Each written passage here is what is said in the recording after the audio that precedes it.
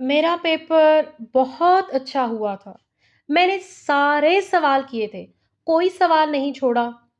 ना जाने क्यों मेरे मार्क्स इतने कम आए हैं। ये वो कंप्लेन है जो हम रिजल्ट डे पे बहुत सारे स्टूडेंट्स को करते हुए सुनते हैं। आज की ये वीडियो मैट्रिक से लेके एमए तक के स्टूडेंट्स के लिए है। मैं आज आपको छोटी-छोटी टिप्स दूंगी जो आपको आपका पेपर इंप्रेसिव बनाने में हेल्प करेगी। अगर आपकी तैयारी 100% है, तो आपके मार्क्स भी 100% आएंगे और आने चाहिए। लेकिन उसके लिए ज़रूरी है कि हम जानें कि हम अपने पेपर को कैसे इंप्रेसिव बना सकते हैं, किस तरह से बोर्ड या यूनिवर्सिटी के जो चेकर हैं, जो एग्जामिनर हैं, वो हमारे पेपर को चेक करते हैं। और अगर हम इन मिस्टेक्स को अवॉइड करते हैं, तो डेफिनेटली आप सक्सेसफुल होंगे, आपके मार्क्स आपकी मेहनत के मुताबिक ही आएंगे। Necessary preparation before entering into examination hall। इससे पहले कि हम सब्जेक्टिव या ऑब्जेक्टिव पेपर की बात करें, आपके मिस्टेक्स की बात करें, कुछ ऐसी तैयारी है जो हमें पेपर देने से पहले कर लेनी चाहिए, ज़रूर करनी चाहिए।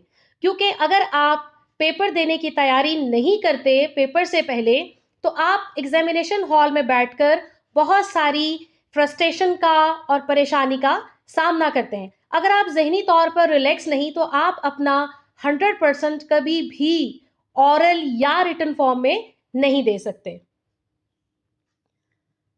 आप पेपर देने से पहले आप अपने घर में ये तमाम चीज़ें चेक कर लें कि क्या ये मेरे पास सुबह साथ ले जाने के लिए तैयार हैं, मेरे पास मौजूद हैं। अगर नहीं है तो आप उनको तैयार कर लें, अपने पास महफूज कर लें, ताकि आप सुबह लेके जा सकें। आपके पास आपका अपना पेंसिल केस होना चाहिए जिसमें तमाम आपकी पेंसिल्स, मार्कर्स और जो भी रिक्वायर्ड चीज़ें हैं वो मौजूद हों। फिर सबसे इम्पोर्टेंट आपका आईडी कार्ड है। ठीक है? आपका आईडी कार्ड ज़रूर होना चाहिए, जिसके बगैर वो आपको अंदर दाखिल नहीं होने देते। और सबसे इम्पोर्टेंट आपकी रोल नंबर स्लिप। मैंने बहुत दफ़ा देखा कि स्टूडेंट्स जो हैं वो जो ही हॉल के दरवाजे पर पहुंचते हैं और उनसे पूछा जाता है आपकी रोल नंबर स्लिप, तो वो ढूंढना शुरू कर देते हैं और कहते हैं जी सॉरी, वो तो घर रह गई। अब आप इस कदर परेशानी का शिकार होते हैं कि वो शायद पेपर खत्म होने तक आप उस परेशानी में से नहीं निकल पाते। रिस्ट वॉच बहुत इंपॉर्टेंट, बहुत इंपॉर्टेंट, बहुत इंपॉर्टेंट है। आपके पास ये जरूर होनी चाहिए। और अगर गर्मी का मौसम है तो आप अपनी वाटर बॉटल भी साथ लेकर जरूर जाएं। अब ये तमाम चीजें क्यों जरूरी हैं? क्योंकि बोरोइंग वेस्ट्स योर टाइम। जब आपके पास पेंसिल नहीं है या आपके पास कोई और चीज मिसिंग है और आप कहते हैं किसी के पास अगर है तो मुझे दे दे, या टीचर मुझे किसी से ले दे, तो ये तमाम चीजें आपका टाइम वेस्ट करती हैं। ये आपकी प्लानिंग का एक हिस्सा है कि आपके पास हर वो चीज पहले से मौजूद हो जिसका इस्तेमाल आपने एग्जामिनेशन हॉल में बैठ के करना है। और एक और चीज़ अपने आप को जो है वो मज़ीद 100% श्योरिटी के लिए कि मेरे पास ये तमाम चीज़ें हैं, आप एक चेक लिस्ट बना लीजिए और उस चेक लिस्ट में वो तमाम चीज़ें लिख लें जो आपको चाहिए हैं। इंक पेन अगर आप यूज़ कर रहे हैं तो एटलीस्ट 2 इंक पेन्स आपके पास होने चाहिए और उनमें पहले ही आप इंक भर लें। इंक बॉटल आपके पास हो, और अगर आप बॉल पॉइंट्स यूज़ करें तो एटलीस्ट 3 बॉल पॉइंट्स आपके पास हो। और कभी भी जाती दफ़ा दुकान से खरीद कर आप मत जाएँ। आपके पास पहले से पेन मौजूद हो और वो पेन इस्तेमाल शुदा हो। अगर आपने नए खरीदे हैं तो उनको अच्छी तरह से आप उनकी जो इंक है कुछ ना कुछ वेस्ट कर दें, ताकि उसका जो फ्लो है वो पेपर के दौरान बेहतर हो। कभी भी आपने बिल्कुल नया-नया खरीदा हुआ पेन ले जाकर उसको मत यूज़ करें, क्योंकि उससे आपकी जो राइटिंग है उसकी स्पीड कम हो जाती है। Markers with cut. मार्कर्स आप वो वाले खरीद के लेके जाएँ जिनकी जो निब है वो थोड़ी कटी हुई होती है, क्योंकि उससे राइटिंग जो है वो अच्छी आती है। लेड पेंसिल आपके पास मौजूद हो, स्केल हो, कैलकुलेटर हो, जियोमेट्री बॉक्स हो। अब कैलकुलेटर और जियोमेट्री बॉक्स आपके सब्जेक्ट्स पे और आपके नीड पे डिपेंड करता है। अगर उस दिन मैथ्स का पेपर है, फिज़िक्स का पेपर है, तो आप ये चीज़ें लेकर साथ ज़रूर जाएँ। वहाँ पर आप कैलकुलेटर ख़ास तौर पर जो है वो पूरे हॉल में ढूँढा जा रहा होता है कि जी मेरे पास कैलकुलेटर नहीं है, मुझे वो भी मुहैया किया जाए। तो ये तमाम चीज़ें आपके लिए परेशानी का बायस बनती हैं। आपकी चेक लिस्ट में सबसे जो इम्पोर्टेंट आइटम्स हैं वो है जी roll number slip, ID card और आपकी wrist watch. Tips for highest marks, use them for good hand writing. अब बोर्ड में या यूनिवर्सिटी में जो हैंड राइटिंग है उसको बड़ी प्रेफरेंस दी जाती है, उसको बहुत इंपॉर्टेंस दी जाती है। और अच्छी हैंड राइटिंग के लिए अगर आप इंक पेन्स यूज कर रहे हैं तो बहुत अच्छा है, और उसके साथ साथ आप मार्कर्स यूज करें ब्लैक और ब्लू, जिसकी जो निब है वो थोड़ी कटी हुई हो।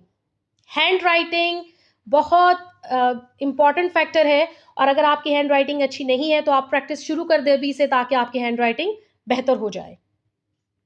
Don't use them in exam paper. आपने किसी भी किस्म का कलर्ड मार्कर, जेल पेन या कलर्ड कोई भी इंक पेन, आपने किसी भी तरह का कोई कलर यूज नहीं करना सिवाय ब्लू और ब्लैक मार्कर और पेन्स के। Watch the time before starting your paper. आपकी रिस्ट वॉच बहुत इंपॉर्टेंट है। आप जैसे ही एग्जामिनेशन हॉल में बैठते हैं और आपको पेपर मिल जाता है तो सबसे पहला काम आप ये करें कि अपनी घड़ी पर नजर डालें, उस घड़ी पर जो आपके पास आपकी जाती मौजूद है, और देखें कि क्या वक्त हो गया है और मुझे कितनी देर में अपने आप को अपना पेपर जो है वो फिनिश करना है। क्योंकि अगर समटाइम्स पेपर, ऑब्जेक्टिव पेपर अगर आपको पहले मिलता है तो वो 20 मिनट्स का होगा या 30 मिनट्स का होगा, और आपने घड़ी नहीं देखी और आप धड़ाधड़ काम किए जा रहे हैं, तो इस तरह से आपका टाइम वेस्ट होगा और आप परेशान होंगे। सो टाइमिंग बड़ी इंपॉर्टेंट है, और ये आपकी जो अटेंशन है उसको भी फोकस रखेगी। पेपर शुरू करने से पहले हम रोल नंबर शीट की तरफ चलते हैं। अब यहाँ पर रोल नंबर शीट को बहुत सारे स्टूडेंट जो है वो उस पर मिस्टेक्स करते हैं, और इस पर हम मिस्टेक्स कभी भी नहीं कर सकते। ये यहाँ पर बहुत आपको नज़र नहीं आ रहा होगा, ब्लर भी है, छोटा सा भी है, तो मैंने इनको पार्ट्स में डिवाइड कर दिया। पहले हम इस पार्ट को डिस्कस करेंगे अगली स्लाइड्स पे, फिर ये देखेंगे इनको कैसे फिलअप करते हैं, और फिर इनको देखेंगे। जी, ये फर्स्ट पार्ट है। यहाँ पर आप उस दिन की डेट लिखेंगे जिस दिन आप पेपर दे रहे हैं। अगर आप मैट्रिक के स्टूडेंट हैं तो आप इसके सामने ये वाला जो सर्कल दिया हुआ है इसको फिलअप करेंगे। अगर आप FAFSC के स्टूडेंट हैं तो आप ये वाला सर्कल फिलअप करेंगे। उसके बाद पार्ट 1 का मतलब है अगर आप 9th में हैं तो आप ये वाला फिल करेंगे, फर्स्ट ईयर वाले भी ये फिल करेंगे, और सेकेंड ईयर वाले और मैट्रिक के जो पार्ट 2 वाले 10th के बच्चे हैं वो भी ये फिल करेंगे। ठीक है। फिर आप क्या पेपर एनुअल में दे रहे हैं या सप्ली में दे रहे हैं, आप अकॉर्डिंगली इनको फिलअप करेंगे। मॉर्निंग में दे रहे हैं या इवनिंग में दे रहे हैं। फिर सब्जेक्ट के नीचे एक खाना बना हुआ है, यहाँ पर आप अपना सब्जेक्ट लिखेंगे कि इंग्लिश का पेपर है, उर्दू का है, मैथ्स का है, कौन सा पेपर है। एक चीज जो आपने बहुत इंपॉर्टेंट समझनी है, मैंने यहाँ पर एक ये चार्ट आपके लिए ड्रॉ किया है कि ये जो आपको सर्कल्स दिए हुए इनको आपने प्रॉपरली फिलअप करना है, लाइक दिस। आपने उसको हाफ नहीं फिल करके छोड़ देना कि आपको बहुत जल्दी है, आपने उसको बाहर नहीं निकालना। ये दोनों तरीकाकार गलत है, और आपको पता होना चाहिए कि आपने किस सर्कल को फिलअप करना है। ये बहुत इंपॉर्टेंट पोर्शन है ये वाला। यहाँ पर अगेन मैंने सर्कल बना दिया आपको रिमाइंड करवाने के लिए कि किस तरह से आपने सर्कल को फिलअप करना है। सबसे पहले आप देखें कि आप मॉर्निंग में दे रहे हैं या इवनिंग में दे रहे हैं। ये डेट आ गई, डेट मैंने यहाँ लिख दी है। हर एक का जो खाना है एक ब्लॉक बना हुआ है, इसमें आपने एक डिजिट लिखना है। लाइक आज 10 है तो 1 इसमें आप लिखेंगे, 0 इसमें लिखेंगे, डैश नहीं डालनी जैसे मैंने डाली हुई है, सिर्फ मैंने वहां पर उनको सेपरेट करने के लिए लिखा है। फिर यहाँ पे आप मंथ डालेंगे एक एक करके, फिर यहाँ पर आप जो है वो ईयर लिखेंगे 2021। अब रोल नंबर की तरफ आ जाइए। मैंने यहाँ पर एक इमेजिनरी रोल नंबर लिखा है, यहाँ पर आप लिखेंगे 1 2 3 4 5 6। ठीक है। अब यहाँ पर कोई और नंबर भी हो सकता है। यहाँ पर अगर 1 है तो यहाँ पर हम 1 को फिलअप करेंगे, यहाँ पर अगर 4 है तो हम यहाँ पर 4 को फिलअप करेंगे। तो जो जो नंबर आपने यहाँ लिखा है वही वही आप यहाँ पर फिल करते चले जाएंगे और प्रॉपरली इसी तरह से फिल करेंगे। पेपर कोड, अब ये कौन सा पेपर कोड है? आप अगर ऑब्जेक्टिव पेपर अटेम्प्ट कर रहे हैं तो आपके ऑब्जेक्टिव पेपर पर एक पेपर कोड लिखा होता है। आप पहले यहाँ पर पेपर कोड फिलअप करेंगे, और जिस तरह से मैंने आपको रोल नंबर बताया है कि आप किस तरह से इन सर्कल्स को फिल करेंगे, इसी तरह से आप इनको भी फिल करेंगे। फॉर एग्जाम्पल यहाँ लिखा हुआ है 4, तो यहाँ आप 4 को जाके फिल कर देंगे। यहाँ लिखा हुआ है 6, तो यहाँ से आप 6 पे जाके फिल करेंगे। ठीक हो गया। अब ये बिल्कुल भी नज़र नहीं आ रहा, तो मैंने इसको आपके लिए एक और यहाँ पर जो है वो चार्ट सा ड्रॉ कर दिया है। पहले लिखा हुआ जी नेम। नेम में आप अपने स्पेलिंग्स जो है वो नाम के बहुत क्लियरली लिखेंगे, अलग अलग करके लिखे, लाइक FILZA, फिल्जा। फिर फादर्स नेम लिखेंगे, roll number in words, words का मतलब है आप अल्फाज में लिखेंगे, आपने नंबर्स में नहीं लिखना। फर्ज कर लीजिए मैंने यहाँ लिखा है कि आपका रोल नंबर ये है, ठीक है, 1050, तो आप उनको वर्ड्स में कैसे लिखेंगे, 1050। ये भी आप घर से पहले ही आपको पता हो कि मैंने क्या लिखना है, वहां पर आप इन्विजिलेटर को ना पूछते फिरें कि मैडम इसको मैं कैसे लिखूं या क्या करना है। सिग्नेचर ऑफ कैंडिडेट, यहां पर आप अपने साइन करेंगे इस जगह पर, ठीक है। नाम में और सिग्नेचर में फर्क है, यहां पर आप साइन करेंगे और यहां पर आपने अपना नाम अलग अलग करके बहुत साफ सुथरा सा अच्छा सा करके लिखना है। ये जो लास्ट पर मैंने क्रॉस लगाया हुआ है, इसके साथ आपका कोई लेन देन नहीं है, इस खाने में आपने कुछ नहीं करना, इसको आपने बिल्कुल नहीं छेड़ना। अब इंस्ट्रक्शन में उन्होंने आपको दिया हुआ है कि ब्लू या ब्लैक पेन आप यूज कर सकते हैं, उसके अलावा कुछ यूज नहीं करना। बाकी सर्कल को फिलअप करने का उन्होंने कहा है कि आपने प्रॉपरली फिलअप करना है, जैसे मैंने आपको बता दिया। आपको जो शीट दी गई है उस पर किसी किस्म का आपने टेलीफोन नंबर या आइडेंटिफिकेशन कि जी मैं कौन हूं, मैं फलां की बेटी हूं, कोई इस किस्म की हरकत आपने नहीं करनी। पेपर को स्टेपल नहीं करना, पिंस नहीं लगाते फिरनी, ग्लू नहीं करना, आपने फोल्ड नहीं करना। जिस तरह से आपको शीट मिली है बड़ी एहतियात के साथ फिल करनी है आपने, और उसके बाद आपने अपना पेपर कंप्लीट करने के बाद उसको वापस करना है। सबसे पहले हम देखते हैं कि ऑब्जेक्टिव पेपर को हम किस तरह से सॉल्व करते हैं या हमें करना चाहिए, और कौन कौन सी मिस्टेक्स हम करते हैं और इन मिस्टेक्स को हमने कैसे अवॉइड करना है। Don't forget to read the instructions with great care. Check the given marks in time. First, attempt the options which you know 100%. Avoid guessing if negative marking is there.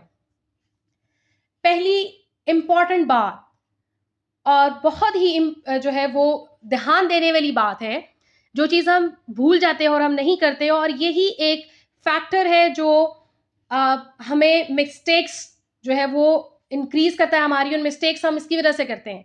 क्या है कि हम instructions जो दी हुई होती है उसको पढ़ते ही नहीं, हम इग्नोर कर देते हैं, हम समझते हैं इंपॉर्टेंट नहीं है। जो ही हमारे हाथ में पेपर आया हमने फौरन से पेपर फिलअप करना शुरू कर दिया। सबसे पहले जो टॉप पे आपको इंस्ट्रक्शंस दी हुई हैं उनको आपने जरूर पढ़ना है, जरूर पढ़ना है, जरूर पढ़ना है, ताकि आप मिस्टेक्स ना करें। आप मार्क्स देखिए कितने मार्क्स आपको दिए हुए हैं और टाइम कितना दिया हुआ है, ताकि आप अकॉर्डिंग टू टाइम, जो गिवन टाइम, आप अपना जो पेपर है उसको इन टाइम फिनिश कर सके। सबसे पहले आप उन सारी ऑप्शंस को फिलअप कर लें जो आपको बिल्कुल 100% ठीक आती हैं।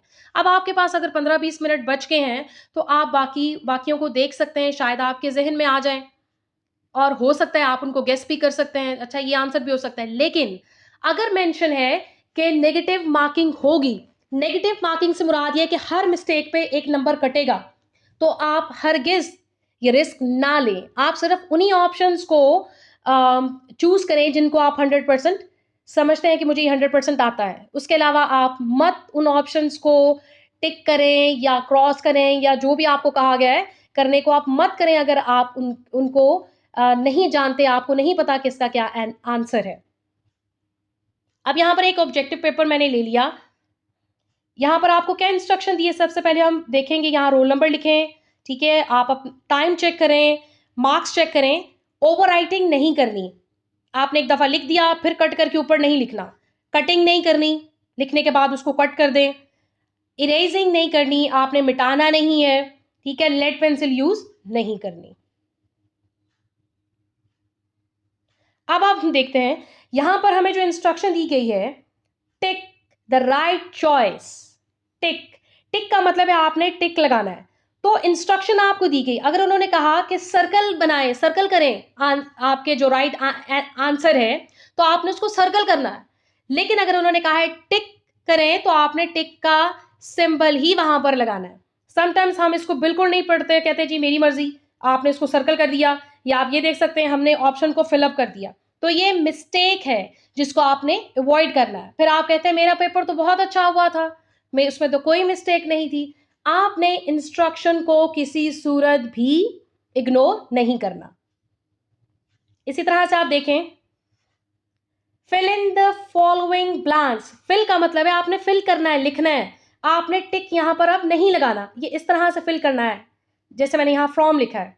इसी तरह से यहां पर आपने फिल तो कर दिया, आपको याद आया कि ये मिस्टेक है, आपने लेड पेंसिल के साथ इसको क्रॉस किया और फिर ऊपर लिख दिया। अब आपको लेड पेंसिल भी यूज करने से मना किया गया है और ओवर राइटिंग से भी मना किया गया है। इसी तरह से कटिंग आपने की, आपने कहा जी कि मेरे हिसाब से एट ठीक है, फिर आपने इसको टिक किया और आपने कहा नहीं नहीं नहीं बाद में याद आया ये गलत है, इसको क्रॉस किया और फिर आपने एक और टिक जो है वो किसी और जगह लगा दी। तो ये मिस्टेक्स हैं।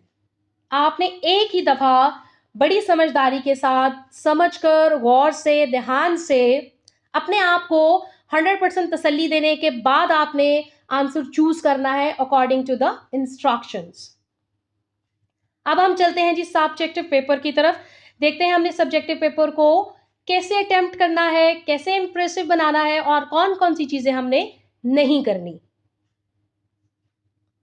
Don't forget to watch the time again before starting the paper. अब आप ऑब्जेक्टिव पेपर दे चुके हैं और सब्जेक्टिव पेपर आपके हाथ में आ चुका है, तो दोबारा टाइम देख लें कि कितना वक्त है मेरे पास। Survey the entire paper for 2 to 3 minutes. आपने इससे पहले कि आप पेपर को सॉल्व करना शुरू कर दें, 2 से 3 मिनट आपने अपने पूरे पेपर को गो थ्रू कर लेना है। आपने देख लेना है कि कौन कौन से सवाल इसमें दिए गए हैं, कौन किस किस पोर्शन से ये सवाल दिए गए हैं और आपको कौन सा जो पार्ट है वो इसमें से अच्छा आता है। Select the best part. अब आपने क्या करना है, आपने पूरा पेपर सर्वे कर लिया तो आपने बेस्ट पार्ट जो है उसमें से सिलेक्ट कर लेना है कि ये जो पार्ट है ये मुझे सबसे अच्छा आता है और इस पार्ट के सारे सवाल भी मुझे बिल्कुल ठीक आते हैं, तो आप उस पोर्शन को सिलेक्ट कर लें। अब आपने पोर्शन सेलेक्ट कर लिया। रीड की वर्ड्स फॉर ईच क्वेश्चन। आप जब उस पोर्शन के सवालों को पढ़ रहे हैं तो हर सवाल को गौर से पढ़ें। क्या वो सवाल किस वर्ड से स्टार्ट हो रहा है, what, where, why, how many, इन सारे कीवर्ड्स को पढ़ लें कि आपको पूछा क्या जा रहा है। समटाइम्स क्या होता है, मैंने सवाल पढ़ा, ठीक है, 2 सवालों के आंसर्स हो सकते हैं मिलते जुलते हों, तो मैंने कंफ्यूजन में या तेजी में मैंने गलत आंसर लिख दिया तो आपके मार्क्स कट जाएंगे। पहले आप गौर से देखें कि आपसे पूछा क्या जा रहा है। Right answers according two marks. अब अगर 3 नंबर का सवाल है और आपने उस पर जो है वो 10 लाइन्स का एक आंसर लिख दिया तो आपने अपना टाइम भी ज़ाया किया और उसमें मार्क्स भी आपको नहीं मिलेंगे। आपने जितना आपको मार्क्स दिए गए हैं उसी के मुताबिक आपने आंसर लिखना है। अगर आपके 2 मार्क्स का सवाल है तो आप हार्डली 3 लाइन्स लिखते हैं, इससे ज़्यादा आपने नहीं लिखनी। First attempt short questions, then attempt long questions. पहले आप, अगर आपको आते हैं अच्छे, तो आप पहले सारे शॉर्ट क्वेश्चन अटेम्प्ट कर लें। उससे होगा कि आपका टाइम बच जाएगा और आपका एक अच्छा खासा पोर्शन खत्म हो जाएगा। उसके बाद आप लॉन्ग क्वेश्चंस की तरफ आएँ क्योंकि लॉन्ग क्वेश्चंस ज़्यादा टाइम कंज्यूम करवाते हैं आपका। Watch time after completing each portion. अगर आपके पेपर में 3 या 4 पोर्शंस दिए हुए हैं और आपने एक पोर्शन कर लिया तो आप हर पोर्शन को कंप्लीट करने के बाद अपनी रिस्ट वॉच पे ज़रूर नज़र डालें और देखें कि आप मेरे पास कितने मिनट्स रह गए हैं, ताकि आपका दिमाग अकॉर्डिंगली फंक्शन कर सके। आप अपने आप को साथ साथ प्लान कर रहे हैं कि मुझे इतने इतने टाइम में इतना पोर्शन कंप्लीट करना है। अभी एक सब्जेक्टिव पेपर आ गया, आपके पास टाइम है जी 230 आवर्स, ठीक है, 2 आवर्स एंड 30 मिनट्स। मार्क्स हैं आपके 80। अब यहां पर हम दोबारा देखेंगे इंस्ट्रक्शन को। शॉर्ट आंसर्स, और आंसर्स आपने कितनी लाइंस के लिखने, 3 to 5 लाइंस के। कितने क्वेश्चंस करने हैं, 6, और कितने मार्क्स है जिसके 12। इट मीन्स के हर सवाल के 2 मार्क्स हैं, तो 2 मार्क्स पे अगर आप एक सवाल को इतना लंबा लिखना शुरू कर देंगे तो बाकी आप कब करेंगे। टू द पॉइंट रहे, जितना सवाल पूछा गया है उतना आंसर लिखें। Good hand writing impresses your examiner. अगर आपकी हैंड राइटिंग बहुत अच्छी है तो आपके पेपर पर नजर डलते ही जो एग्जामिनर है वो खुश हो जाएगा। वो इम्प्रेस हो जाएगा कि बहुत नीट, बहुत अच्छा पेपर है। सो आपकी हैंड राइटिंग का अच्छा होना बहुत ज़रूरी है। अगर आपकी हैंड राइटिंग अच्छी नहीं है, तो आप हैंड राइटिंग के लिए प्रैक्टिस शुरू कर दें। ये हैंड राइटिंग आप देख सकते हैं। अब ये एक बच्ची का पेपर है मेरे पास। देखें, आपने पेपर को जो है वो इसी तरह से करना है जिस तरह से मैं आपको समझा रही हूँ। पहली बात तो ये कि अगर इंग्लिश का पेपर है तो आप लेफ्ट साइड पर एक लाइन ड्रॉ करेंगे, राइट साइड पर आपने कोई लाइन ड्रॉ नहीं करनी। आप अपना सेक्शन नंबर मेंशन करें, क्वेश्चन नंबर मेंशन करें और उसका पार्ट मेंशन करें। अगर क्वेश्चन छोटे हैं तो आप लिख दें, अदरवाइज अगर आपने पार्ट नंबर लिख दिया है और आप क्वेश्चन नहीं भी लिख रहे तो कोई फर्क नहीं पड़ता। इसी तरह से अपनी राइटिंग का ख्याल रखें। अब यहाँ पर एक मिस्टेक ये है कि ये जो पोर्शन बच्ची ने छोड़ दिया आपने नहीं छोड़ना। आपने अपने आंसर को यहाँ तक लेके जाना है, क्या तकरीबन यहाँ तक जहां तक आप मेरी लाइट को देख सकते हैं। बिल्कुल थोड़ा सा पार्ट छोड़ें और यहाँ पर भी आपने बिला वजह गैप्स नहीं देने। और जब आपका एक सवाल खत्म हो जाए तो आपने उसके नीचे एक लाइन ड्रॉ कर देनी है जो डिफाइन करेगी कि ये सवाल कंप्लीटली फिनिश हो गया है। आपने इसी तरह से सारे क्वेश्चंस को, ये सारे पोर्शंस को अटेम्प्ट करना है। जब आप नया सेक्शन अटेम्प्ट करेंगे तो उस पर आपने सेक्शन नंबर 2 या सेक्शन नंबर 3 आप लिखेंगे, question number, part number mention करें।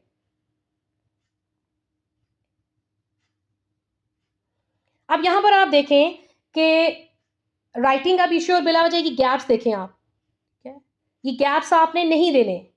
यहाँ पर कोई आपको मार्जिन नज़र नहीं आ रहा, कोई लाइन लगी हुई नज़र नहीं आ रही। उसके अलावा इसमें जो देखने वाली चीज़ है, ये जो बिला वजह के सिंबल्स आप डालते हैं, ये आपने नहीं डालना। अब आपको इसका कोई भी नहीं पता कि इसका क्या मतलब है और क्या ग्रामेटिकल रीज़न है कि हम इसको यहाँ लिख रहे हैं। बिला वजह के फूल बूटे आपने अपने पेपर पर नहीं डालने। इसी तरह से आप नेक्स्ट पेपर देखें। अब कटिंग करते हुए, एक तो ये पेपर भी बहुत कह लीजिए मेसी सा है, नीट नहीं है। और इसके अलावा आप कटिंग देखें कि यहाँ पर आपने किस तरह से कटिंग की हुई है। आपको कटिंग की ज़रूरत पड़ सकती है, लेकिन आप सिंपली यहाँ पर एक स्ट्रेट लाइन लगा दें। आपने वर्ड कट कर दिया। इस तरह की कटिंग आपने नहीं करनी पेपर में, ये एक बुरा इंप्रेशन डालती है। और सबसे बड़ी बात ये कि आपने जो मिस्टेक्स की उनको हाईलाइट करती है, ये मेरी मिस्टेक है, इस पर नज़र डालो। और आपने मार्कर के साथ कट नहीं करना। आप जिस पेंसिल के साथ, सॉरी पेन के साथ लिख रहे हैं, उसी के साथ आपने एक बारीक सी लाइन यहाँ पर खींच देनी है। आप ये देख सकते हैं, ये काम भी बहुत ज़्यादा पेपर में होता है। सॉरी, इस सवाल का बकिया हिस्सा बिल्कुल आखिरी सफ़े पर है। ये बहुत बुरा इंप्रेशन डालता है एग्जामिनर पर, चेकर पर, कि आपने कुछ पोर्शन यहाँ पहले सफ़े पर लिख दिया, आपको फिर याद आया पेपर ख़त्म करने के बाद कि इसमें तो ये चीज़ भी मैंने ऐड करी थी और आपने बिल्कुल एंड पे कर दी। ये काम आपने नहीं करना। पेपर को बड़ी अटेंशन के साथ, बड़ी तवज्जो के साथ और बड़े ध्यान के साथ आपने करना है। अल्लाह का वास्ता पास कर दे, बहुत दुआएं दूंगी, मेरा आखिरी चांस है। आपको पेपर आता है या नहीं आता, आप अपनी गैर मौजूदगी में भी अपना फन बनवाते हैं ना। सो इस तरह के सेंटेंसेस आपने नहीं लिखने। ये बहुत ज़्यादा हमें मिलने में देखने में आते हैं इस तरह के सेंटेंसेस। सो ये आपने नहीं लिखने। ये भी एक बैड इंप्रेशन पड़ता है चेकर पर। No blots. आप अगर इंक पेन यूज कर रहे हैं तो आपके पेपर पर जगह जगह इंक के धब्बे ना हो। पहली बात तो है कि आप घर से 2-3 पेन लेके जाएं जिनमें इंक भरी हुई हो। और अगर आपके पास एक ही पेन है और आपको इंक दोबारा भरने की ज़रूरत है तो अपने पास टिश्यू पेपर या कोई ऐसा कपड़ा रखें जिनसे आपके हाथ खराब ना हो, क्योंकि पेपर पे जो ब्लॉट्स हैं और जगह जगह आपके धब्बे पड़े होंगे इनके, वो बहुत बुरा इंप्रेशन छोड़ते हैं। तो ऐसा आपने नहीं करना। अगर आप साइंस के स्टूडेंट हैं और आपको ज़रूरत है कि आपने एक डायग्राम जो है वो बनानी है, तो डायग्राम आपने, एक तो डायग्राम नीट एंड क्लीन हो, ठीक है, डायग्राम की भी आपकी इतनी प्रैक्टिस हो कि आप 2 से 3 मिनट में आपके डायग्राम बन जाए। उस डायग्राम का नाम आपने प्रॉपर्ली लिखना है और उसको आपने बहुत अच्छे तरीके से लेबल भी करना है। आपने डायग्राम बना के छोड़ दी तो उसके आपको कोई मार्क्स नहीं मिलेंगे। आप थिंग्स टू अवॉइड, कौन से काम आपने नहीं करने। Spending lot of time on first question, एक ही सवाल पे आपने ढेर सारा टाइम लगा दिया, खास तौर पे फर्स्ट क्वेश्चन पे, तो बाकी जो क्वेश्चंस हैं उनको टाइम प्रॉपर नहीं मिलेगा। आपने हर सवाल को प्रॉपर टाइम देना है, तो ही आपका पेपर परफेक्ट होगा। No extra questions. हाँ जी, ये चीज़ बड़ी इंपॉर्टेंट है। आपने खास तौर पे मैथ्स के पेपर में हम करते हैं जी, मैंने 4 सवाल कर लिए, एक और एक्स्ट्रा क्वेश्चन कर दूं। आपने ये काम नहीं करना। उस एक्स्ट्रा क्वेश्चन के, चाहे वो ठीक है या गलत है, उसके कोई मार्क्स आपको नहीं मिलते। नो गेसिंग, गेस ना करें, अगर आपको नहीं आता तो छोड़ दें। नो ब्लॉटिंग, पेपर को गंदा नहीं करना। एंड नो बोरोइंग, चीजें उधार नहीं लेनी। Recheck your paper before submitting. Invigilator को पेपर जमा करवाने से पहले कम से कम आपके पास 5-10 मिनट रह जाने चाहिए कि आप अपने पेपर को रीचेक कर सकें। आपने अपने पेपर को दोबारा जरूर देखें, फर्स्ट पेज से लेके लास्ट पेज तक, कि क्या आपने सारे क्वेश्चन अटेम्प्ट किए। समटाइम्स ऐसा होता है कि बाय मिस्टेक हम कोई क्वेश्चन छोड़ देते हैं या हमसे रह जाता है, और आपके पास 10-15 मिनट्स हैं, तो आपने उन 10-15 मिनट्स में उस क्वेश्चन को अटेम्प्ट कर लेना है, ताकि आपका पेपर कंप्लीट हो जाए। इसी तरह से कुछ मिस्टेक्स आपके सामने आ सकती है, तो उन मिस्टेक्स को आपने जो है वो करेक्ट कर लेना है। करेक्ट करने का ये मतलब है, आप इसमें वाइटो वगैरह यूज ना करें, क्योंकि वो आपको अलाउ नहीं होता। सो आपने एक हल्की सी लाइन, बारीक सी लाइन खींचनी है, और उस वर्ड को या स्पेलिंग को या उस मिस्टेक को करेक्ट कर लेना है। Now pray for success and leave hall. अब आप अपना पेपर अच्छे तरीके से कर चुके हैं, तो पेपर जो है वो खुदा के सुपुर्द कर दें। आप दुआ करें अपनी कामयाबी के लिए, और हॉल से बाहर निकल जाएं। Best of luck for exams. Thank you very much.